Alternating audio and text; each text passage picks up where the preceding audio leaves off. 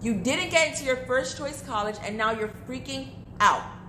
If no one else has told you yet, let me be the first to say it. Don't. Come in and have a seat. Let's chat a while.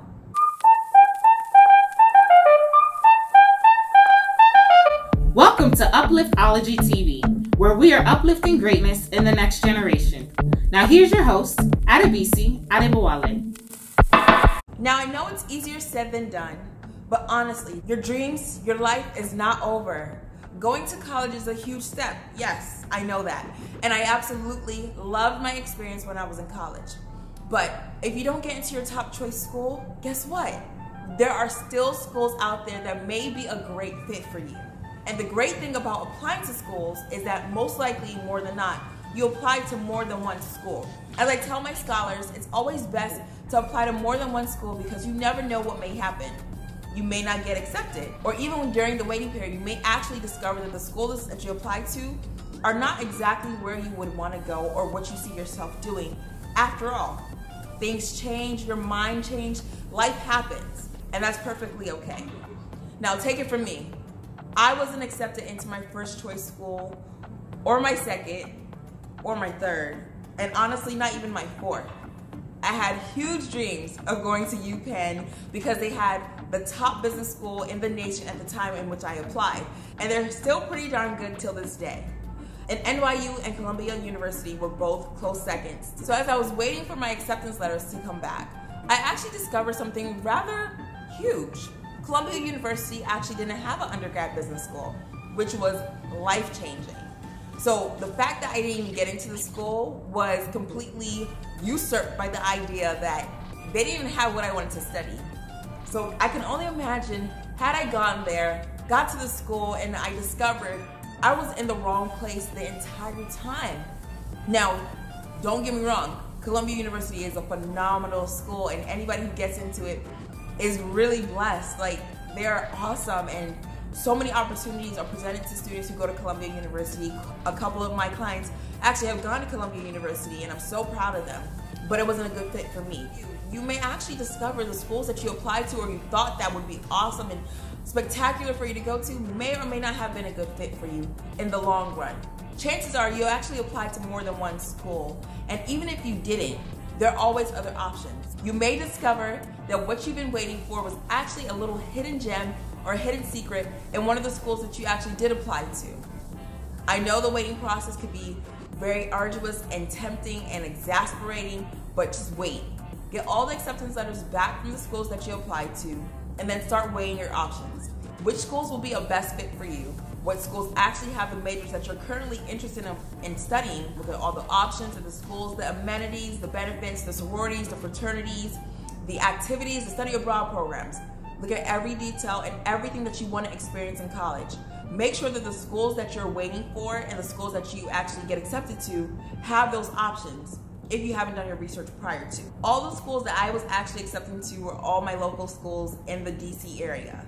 George Washington, University of Maryland, Howard University, American University, and I ended up going to the George Washington University.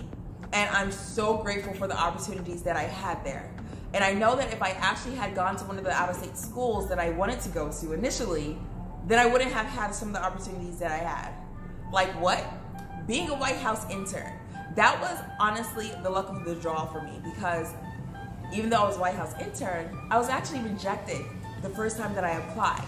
But when they contacted me again, they accepted me into the internship program that year because they needed more help and hands on deck. They needed students who can get to the office quickly. Luckily, the White House was literally 4 or 5 blocks from my dorm at the time. I know I wouldn't have had that opportunity had I been at school anywhere else, simply because of proximity.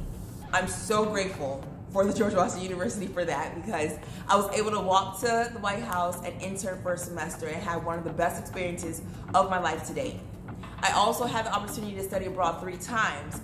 First, during my junior year in Paris, then secondly, the summer in between my junior and senior years, I went to Sweden and Denmark. And lastly, while I was in my master's program, I had the opportunity to study abroad in Dubai.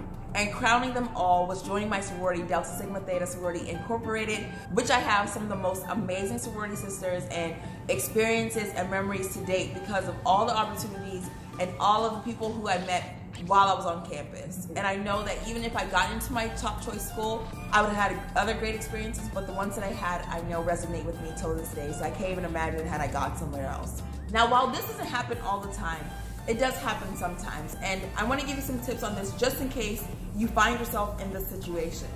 Some students don't get into any of the schools that they apply to. And while that might be disappointing, it might be frustrating and confusing at the time, try your best not to be overwhelmed because you still have options. Now, let me give you 3 quick tips that you have as alternative options if you didn't consider them. First, explore your local community college. I know it's not ideal for most people, but it's a huge money saver.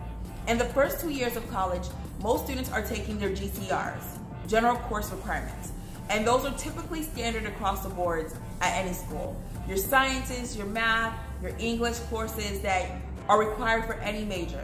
And if you're going to community college for the first 2 years, or if you consider going to community college for the first 2 years, you typically can get those courses out of the way at a very low cost. We're talking about $2,000 to $3,000 a semester, if even that. Furthermore, when you decide to transfer for your bachelor's degree, most state schools have partnerships with community colleges in the area. So if you decide to go that route, you can get your GCRs out the way for a low cost and then transfer to your local state school and possibly even earn a scholarship if you do well in those courses. Save your money and do well in community college. Tip number 2, if you know community college is not your thing, further look into schools that have rolling admissions. Now this can go one of 2 ways. There's some schools that are strictly on rolling admissions. They take students into their incoming class as they submit their acceptance letters for the offers received by the school. On the other hand, there's some schools who, after they get the declination letters from the students saying that they do not want to enroll in their school, will open up their admissions process for rolling admissions. So if you have a school that you didn't apply to but you were further look into, you can possibly contact them to see if they filled up all the spots in their incoming class. And if they didn't, you can further explore applying to that school or university. Tip number 3, take a gap year.